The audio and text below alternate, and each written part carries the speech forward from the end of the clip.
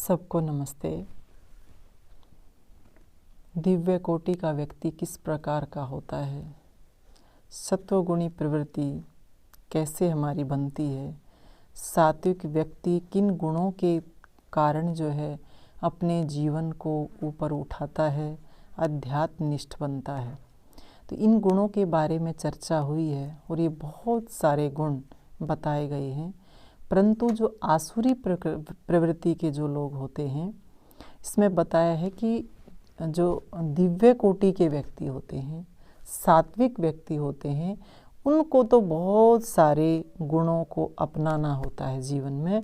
परंतु जो राक्षसी प्रवृत्ति के व्यक्ति होते हैं, असुर जो लोग होते हैं ना, उनको ज़्यादा अवगुणों की आवश्यकता नहीं है। 5-7 अवगुण उनके जीवन में आ जाएं, वही उनको जो है पतित कर देते हैं।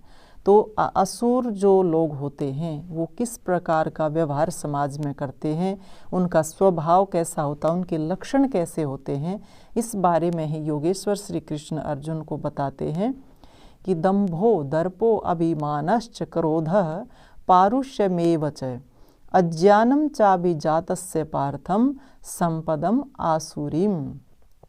कैसा व्यक्ति होता है जो असुर प्रवृत्ति का व्यक्ति? सबसे पहले बताया दंभ, कि अपनी हीनता को छिपाने के लिए का हमेशा प्रयत्न करता है, यानी कि पाखंड करता है। व्यक्ति आप देखते होंगे, कई लोगों को सिर्फ अपने आप को चमकाने का शौक रहता है कि मुझे तो अपने आप का खुद का एक्सपोजर चाहिए, और कहते हैं कि चाहे अच्छे काम में नहीं, चाहे बुरे काम में भी नाम हो, लेकिन हमारा नाम होना चाहिए। को वो गुण, जो योग्यता होती नहीं, वो प्रतिभा नहीं होती, परंतु फिर भी किसी ना किसी हीन साधन से वह अपने आप को जो है समाज में दिखाने का प्रयास करते हैं। या कह सकते हैं कि जो व्यक्ति सस्ती लोकप्रियता का सहारा लेकर के और अपना उल्लू सीधा करते रहते हैं, का ऐसा व्यक्ति दंभी कहलाता है। तो का दंभ जो होता है वह आसुरी प्रवृत्ति के लोगों में होता है। अब आप खुद चिंतन मनन करके देखें कि समाज में जो असुर प्रवृत्ति के लोग हैं, जो राक्षसी प्रवृत्ति के लोग हैं, वो किस प्रकार के हैं, वह जो है कैसे कैसे अवगुणों को लिए जो है समाज में रहते हैं, किस कोटि में आते हैं, आप खुद जो है अनुमान लगा सकते हैं। आगे कहा है दर्प, कि अपनी जो उनके पास भौतिक शक्ति है, भौतिक ऐश्वर्य है, जो भी उसको जो साधन मिले हैं, उन साधनों का वह अहंकार करके चलता है।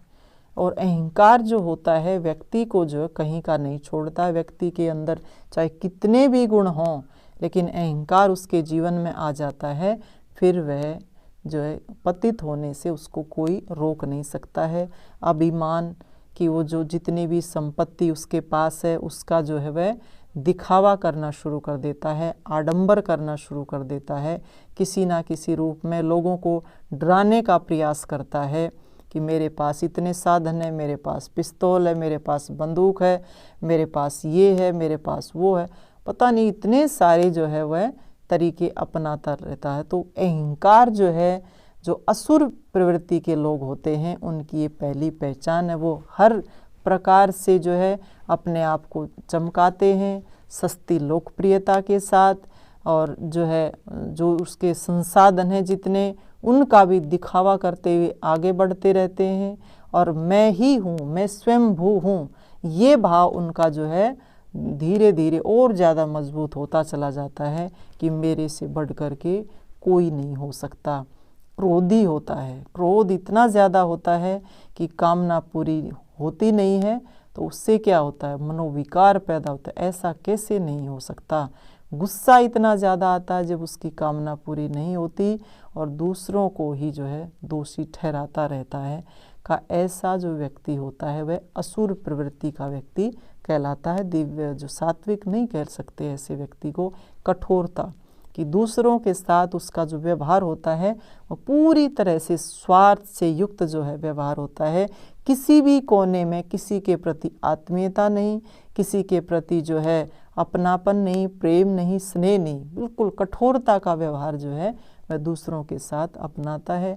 अज्ञान तो ऐसे व्यक्ति के अंदर होता ही होता है। अज्ञानी होता है, उसको जो है सही और जो है गलत की कोई पहचान नहीं होती। अज्ञानी व्यक्ति बिल्कुल पूरी तरह से अंधकार में उसका जीवन होता है।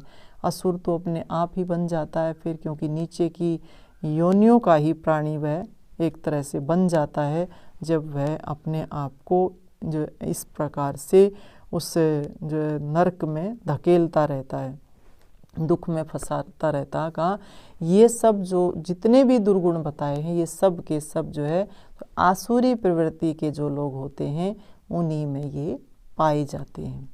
तो अहंकार, अज्ञान, कठोरता, क्रोध, दूसरों के साथ जो है कठोरता का व्यवहार करना, ये सब के सब जो है असुर प्रवृत्ति के लोगों में पाए जाते हैं।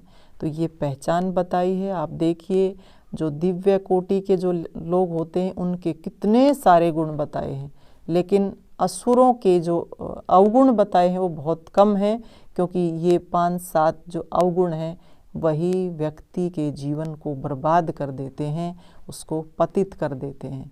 तो हमें इन अवगुणों से बचना चाहिए, इस आसुरी प्रवृत्ति को छोड़ना चाहिए।